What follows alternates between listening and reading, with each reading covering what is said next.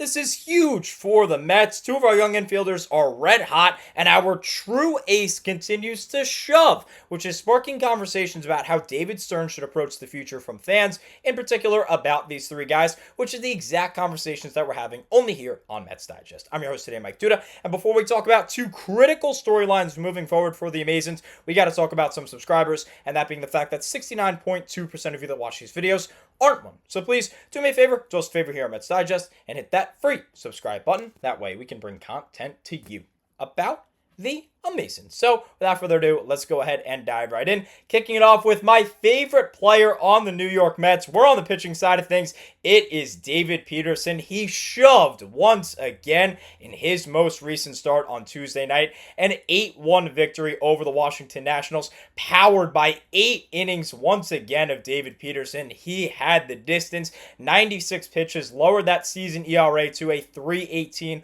only giving up 1 earned run. He got tired in the 8th inning. Just 1 walk, 4 hits against, 10 strikeouts, tons of first pitch strikes, tons of ground balls, avoided the fly balls. Typical David Peterson work. He does his job, and this is sparking a big conversation. It continues to. It's really been a season-long storyline for Peterson. David Stearns, the president of baseball operations, you need to go extend Peterson. Stop waiting around. He hits arbitration 3 next year, meaning if the Mets don't get a deal done with him throughout the remainder of this season, the offseason, or next, he is a free agent in 2027/2026 offseason. He's done. He's off the paybook. He won't be a New York Met. He'll hit the free agent market, and that is something that we need to avoid at all costs because this guy is legit. This guy is great.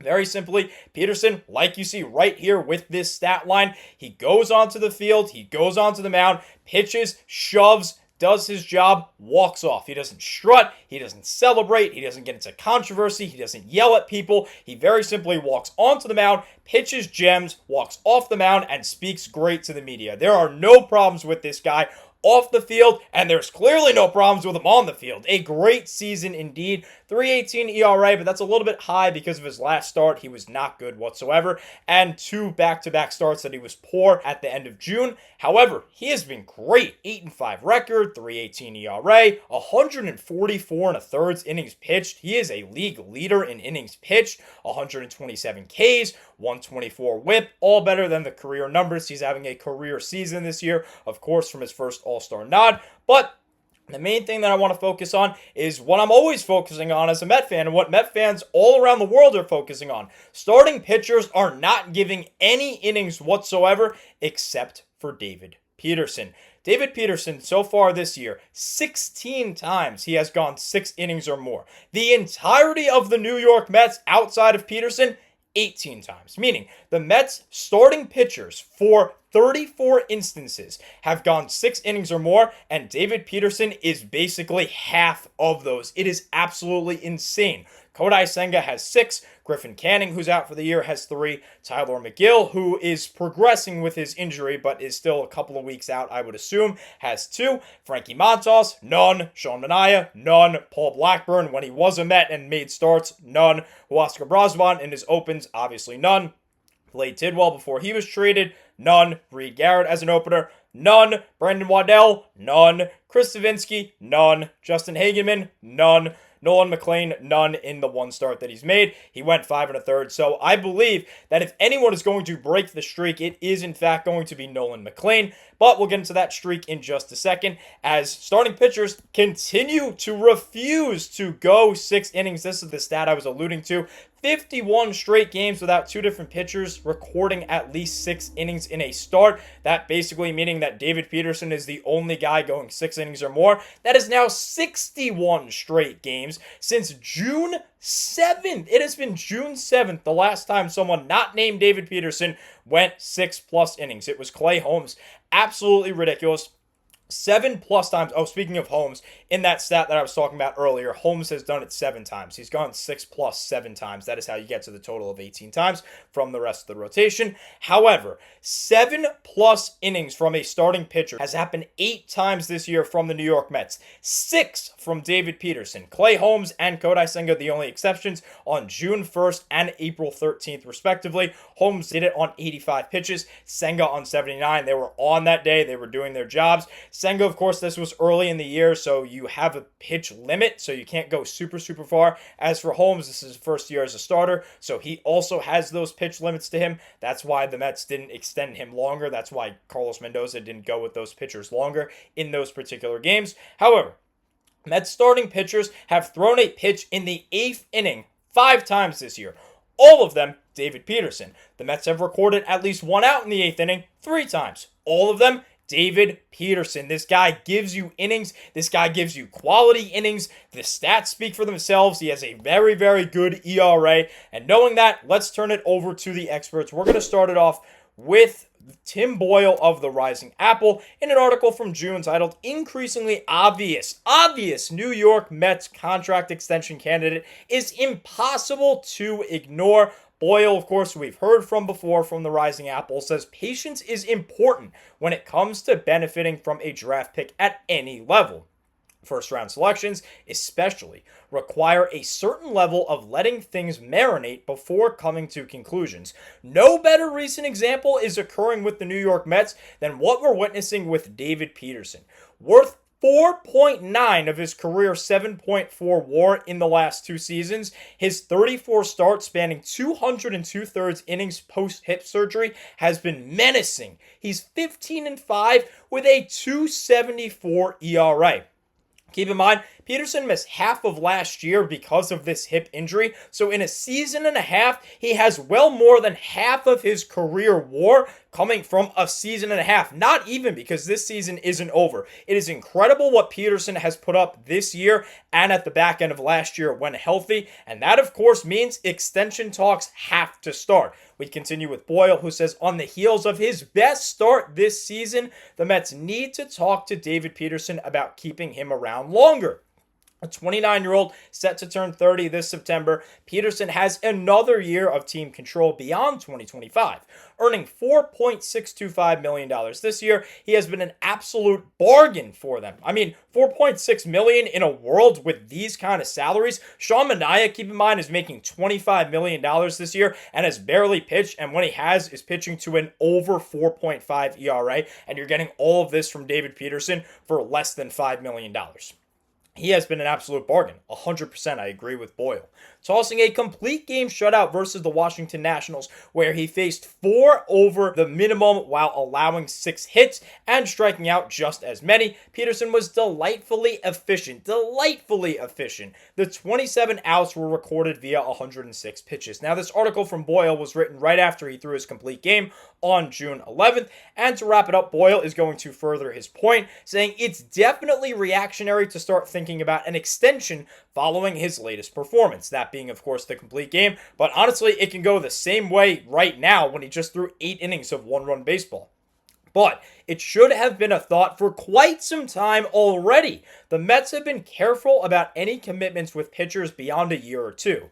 At his age, Peterson would probably be prone to seek a deal with some legitimate length to it. He'd be 31 when he reaches free agency, which can be a risky age to take on long term. SpotRack has his market value listed as 4 years and about $54 million with an AAV of just under 13.6. I still feel like that's a bargain for who you're getting with David Peterson. That seems incredibly good for a pitcher delivering what he has for the Mets for the last 2 seasons. Throw in a player option after year 2 and maybe 3, and we have ourselves a deal. The longer the Mets wait, the more Peterson is going to cost. So, do we have an exact dollar amount? Well, for that, we're going to turn to Stefan Perello, also of the Rising Apple, who says that would put the total value of a hypothetical Peterson extension at 3 years for $33.5 million. This is an even cheaper deal, with the potential to rise up to 4 years, $48.5. Less on the AAV should be the option getting picked up. If Peterson continues to pitch the way he has, it would be an incredible value for the Mets. Every single outlet is saying it. He needs to get an extension. Very simple. David Stearns, go out there and sign David Peterson to an extension. 100%, no questions asked. So with that, let's shift it over to the offense, going with some even younger guys who have been hot, particularly at the hot corner, starting off with someone who has some very recent hot streak, and that is Mark Vientos. 4 of 11 in his last 3 games, 2 runs scored, a double, 2 dingers, 6 RBIs, a walk for a 364 average, 417 OBP, 1.000 slugging, and 1.417 over his last 3 games. Again, very small sample size, but it is definitely worth it to talk about Mark Vientos, who has homered in 2 of his last 3 games. He's increased his numbers from 227, 274, 359, 633 entering play on Sunday to 232, 278, 382, and 660 after last night. So again, not a very long-term hot streak from Mark Vientos, but hopefully this is the spark that he needs. He's had a really, really down season, nothing anywhere near last season, particularly in the 2024 playoffs. So hopefully that this most recent streak is going to be something that sparks a better streak for Vientos, changes around his season. So let's hope that this wakes up Vientos. And how about another young infielder that started off his career at the hot corner, one that is much better defensively in Brett Baty. He has been incredible of late. Look at the bottom of your screen. August, it's a 343 average, 425 OBP, 686 slugging. That basically matched his season OPS from before the streak for a 1.111 OPS in August.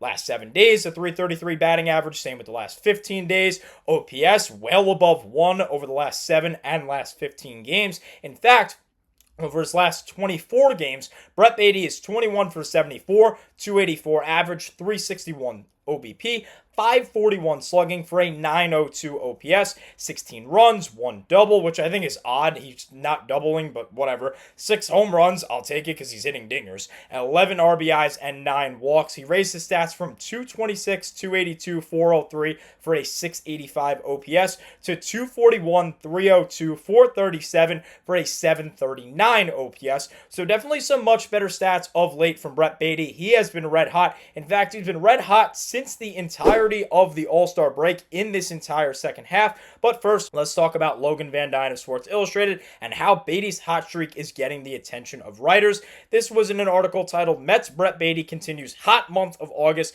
with latest 2 home runs. Yes, he hit 2 moonshots basically to the same spot last night. As Van Dyne says, despite having their 3-game winning streak come to an end on Wednesday, it was another great day at the plate for New York Mets third baseman Brett Baty. Baty launched his 2nd home run in as many nights and his 15th of the season against the Washington Nationals. His home run was a tape measure shot, traveling 455 feet off of National starting pitcher Brad Lord in the top of the 5th inning, which got the Mets on the board 4-1. He hit a home run on Tuesday night to open up the series in the nation's capital, 109.6 miles an hour off the bat and 428 feet. A second deck home run out there in right center field, and hit another one to the second deck last night, 114.8 off the bat and 455 feet. So Van Dyne is going to continue with some of Brett Baty's stats, saying, while this was a game the Mets had their opportunities to win and didn't, again, brutal game, Baty was definitely one of the storylines of the night as he continues his red-hot August.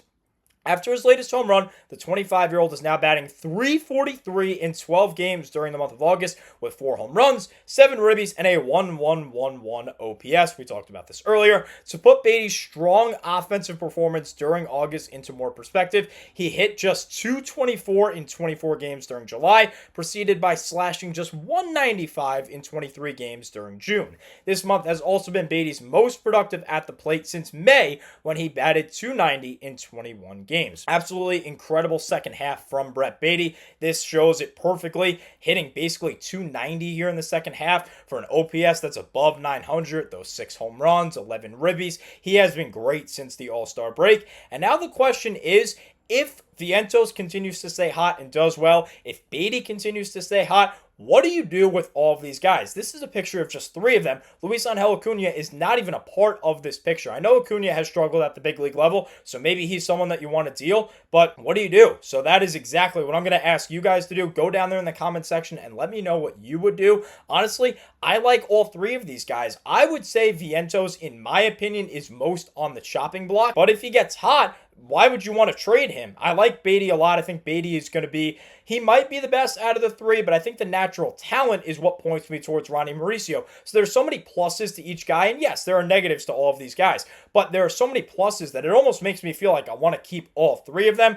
So let me know what you think, and maybe it'll dictate my opinion. Who knows? So go down there in the comment section, like I just said. Let me know what you think about these three young guys. Let me know what you think about my man, David Peterson. He is my favorite Met. I'll be really upset if he ends up hitting the free agent market and goes elsewhere. I think he's super, super good for this team. But again, let me know if you agree. Let me know if you disagree. Give me your reasonings. Thank you so much as always for watching, and let's go Mets.